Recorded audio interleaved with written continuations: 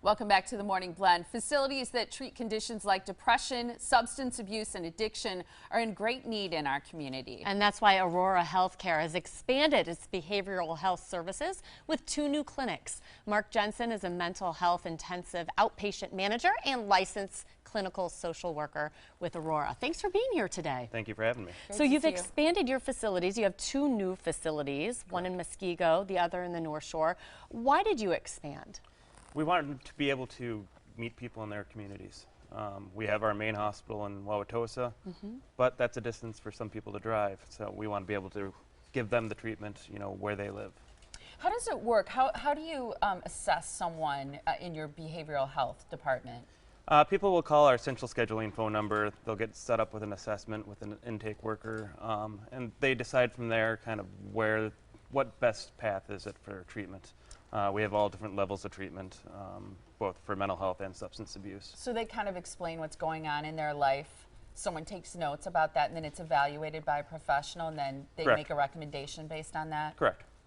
And what types of illnesses or issues do you treat? We deal with, a whole variety. Depression, anxiety are 2 of the main ones. Bipolar disorder. We can deal with any substance abuse, alcoholism, opioid use. We really run the gamut on. We can do about anything. And OCD also, correct. Right? Yeah. And is the need more so during the holiday season? That's kind of why we're talking about it right now. Well, the holiday season is a tough time for people. Winter in general in Wisconsin. We have 2 really vastly different climates here. Great summer, and then, where it can be very cold and you're inside for a long period of time in the winter. So it's a tough place. On the holidays, again, it's tough being around people, being around family for some people. It can be a very big stress. Amen too. If you've lost someone, I think the holidays are difficult. In terms of patients, can you describe a typical patient or what type of patient you help? There's really no typical patient. Mental illness does not discriminate.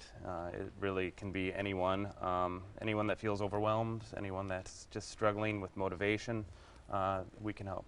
So. That's wonderful. Tell us about the new clinics, because the one in Muskego and the one in the Northshore. Can you describe what's provided at the clinics that's different from the main hospital? What we did with those clinics is we grabbed a few of our programs from the hospital and replicated them there. So we offer our partial hospital program for mental health, which is a 5-day-a-week program where people are coming in from 9 o'clock in the morning until about 3:30 in the afternoon, doing programming throughout the full day. Then there's the intensive outpatient program, which meets 3 times a week for 3 hours per session, and we have a morning and afternoon version of that. And then we also have our substance abuse AODA treatment, which also is intensive outpatient. So again, 3 days, 3 hours per session. So all of what you're talking about is outpatient, some of it more intensive than others, but it's not residential. Correct. Okay. Do you have residential programs? At the hospital, we do. At the main hospital, we have, we're able to offer a lot more than what we can do in Northshore and Muskego. And I'm always interested in how you make the decision. How do you know if someone needs maybe that higher level of care, residential care versus outpatient? It really comes to a safety factor. Are they able to remain safe, be safe around others? And if they're just able to kind of really manage the day, if they're struggling just to get through each day, then we'd look at a higher level of care for that. What should someone do if they feel like they might need a little extra help, or if they know somebody who might need a little extra help? What's the first step for them? I think the first step is to just acknowledge that we need help. And that's a hard thing for a lot of people. But then they can call our central scheduling phone number, and they'll be able to then direct them to who they need to talk to and get them in the correct program for them, for their needs. So it can be as simple as just picking up the phone and calling the number that they see on their screen right now, even if they have an inkling that something might be off with them or somebody else that they care about. What are the most, has the need grown across the community? Because we talk about opening 2 new facilities, but is that also because there's a greater need than what there might have been before, or how has that changed in our area? I've seen it change over the years. I think more people have access to treatment than they've had before, and I think there's just more people acknowledging that they do need help, and that's a great thing. And we're slowly trying to remove the stigma of mental illness. And you know, in my time I've been there, I'm seeing changes, but we still have a long ways to go.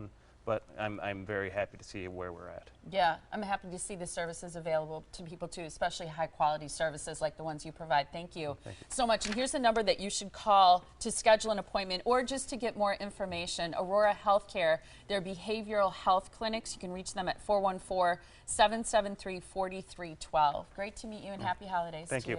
Thanks.